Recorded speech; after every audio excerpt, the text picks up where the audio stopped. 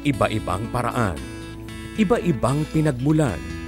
Ngayon magkasamang tumatayo sa pagbabago. Po yung Championing Community Children po or C3, ayun po yung organization po na binuo ko po.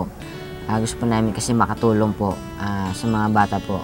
Gusto din po namin na patunayan po na may magagawa po kami. May maambag po kami sa lipunan po. Ang masasabi ko po kay Kes, siguro po, isa po talaga siyang masasabi kong bayani po. Na-inspire po ako dun sa kwento niya. Lagi po niyan sinasabi kung ano po yung natatamasa po namin ngayon.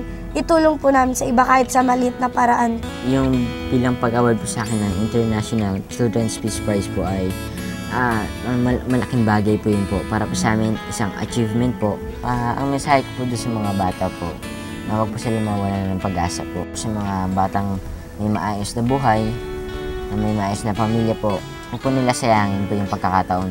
Magtulungan po tayo po. Ako si Kez ng Championing Community Children. Tumaya na ako. Ikaw, anong taya mo?